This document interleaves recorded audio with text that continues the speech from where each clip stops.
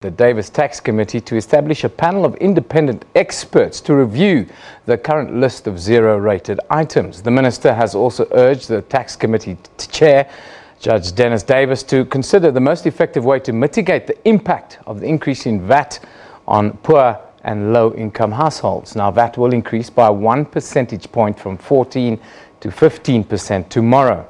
Joining us now for more in studios, Dennis George, the General Secretary of the Trade Federation Union, FEDUSA. Very good evening to you, Dennis. Thanks for being with us. Good evening. As a union man, are you for or against this VAT increase? No, we are definitely against this VAT increase. But I must also add that we're dealing now with the legacy of Jacob Zuma. I mean, you remember in December month he announced that he wants to give free education. And then we had the situation of 4 finance ministers. You know, that broke the back of this economy. People's confidence and business confidence collapsed. Tax revenue has collapsed. And what we're finding now, we're now putting the blame on the poor. They now have to pay more, you know, for making up for the shortfall. And that is something that is not acceptable to South Africans. And that's the reason why I can gather, you know, because people now try to understand why do they have to pay more for things, even though there's 19 items that is zero rated. Yeah. And government is now also worried about this thing, and that's the reason why they appointed the panel chaired by Professor Ingrid Woolard to make sure that they can maybe see if there's any other measures that government can take to mitigate the impact of that on the poor and the working class. Now, there's a review panel out, of course. You're talking about the mitigation of this VAT increase. You yourself, as the union, must have had a look at it. What do you think should be fundamentally looked at? I mean, fundamentally, what we want to look at, because we're dealing with disposable income of workers and of society as a whole, okay? Yeah. So if you want to now protect that, because what the workers are going to say, when they sit down with the employees and negotiate for wages, they're going to say, look, the government introduced VAT, we're paying more, so now you must pay me more. Yeah. And that is going to have a chain reaction. That's the reason why fiscal discipline and quality leadership is essential when you want to manage the economy. And that is the big issue for us. Even if you accept more items, you know, you're going to dilute the impact of that. I think what we need to do is we need to get the economy to grow at a higher rate, so that we can collect more revenue. And secondly, we need to create more jobs so that we have more taxpayers. Because every time when a company reduces their workforce, we also reduce the amount of taxpayers, and therefore the state will have less income. You talk about increasing that ceiling, that income ceiling is very necessary. Government's looking at all avenues. Sugar tax is one of those. It's another tax, and sugar calories make up a lot of the lower end of households. How do you view that sugar tax? Look, I mean, I'm also a person that's trying to avoid carbohydrates. But what I think it is important is that, you know, we should have rather focused on an education program and an education campaign. Because while the economy is trying to lift up its head and trying to face heavy headwinds, we don't want to burden the economy with extra taxes, and therefore companies have to pay more taxes to the state. Because, and I mean, the intention might be good, but the method is not good. Let's go to what the work of the panel that's now being instituted, they have to do, and they have to look at quite a lot of different things. One of those is expenditure programs such as school nutrition, food stamps, and these kind of alternatives to try and help the lower income families. How effective do you think this kind of intervention will be? Look, the issue of the nutrition programs at the school is quite a critical program, because we have thousands of children. The only meal that they will actually get every day is the meal that they will get at school.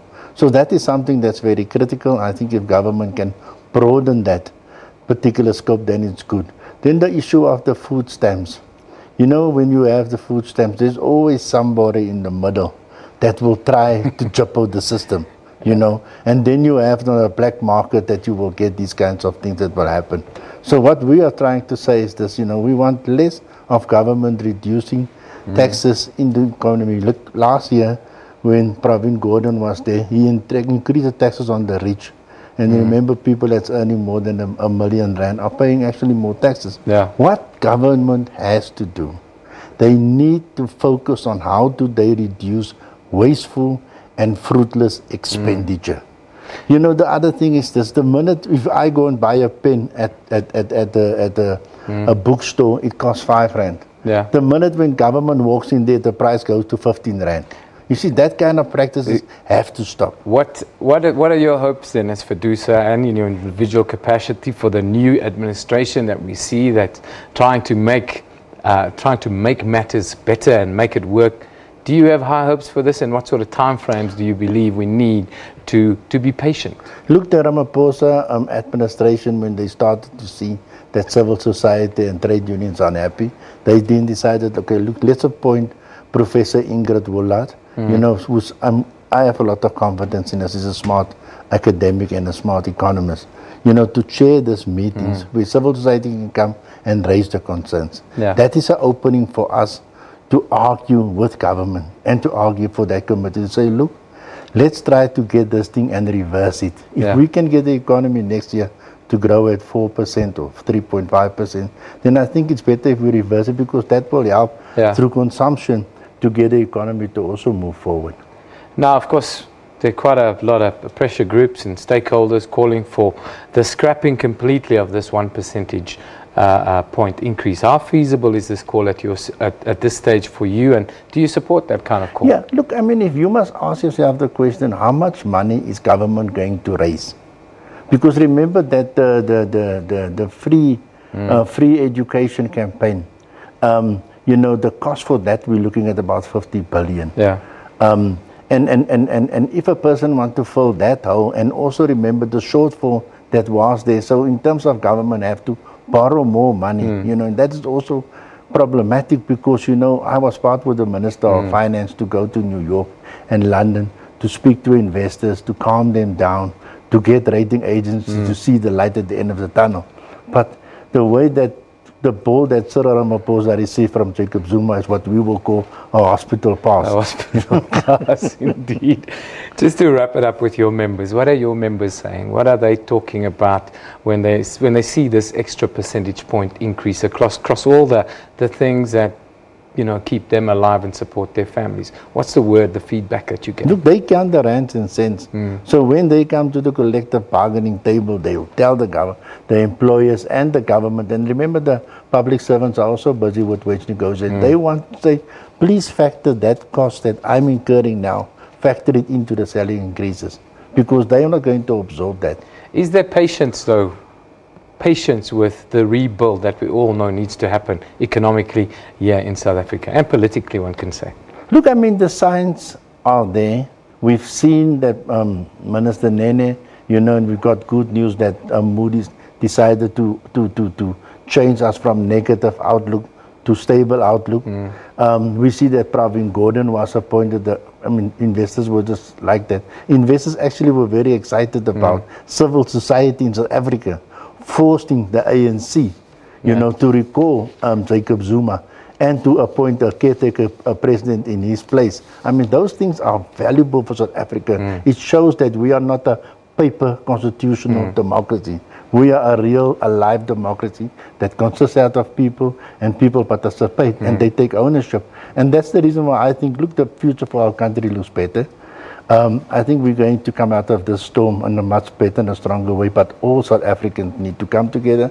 We need to create more jobs. We need to make sure that we grow the economy, and that we must also introduce more measures to curb corruption, wasteful expenditure, and so forth. A collective effort, yes, sir. That's what's needed. Thanks for coming in today. Dennis George is the General Secretary of the Trade Union Federation, FEDUSA, here in South Africa. Thanks once again to him for joining us and talking about tomorrow's VAT increase. Yes, from tomorrow, everything you buy, it's going to cost you 1 percentage point more out of your wallet. Now,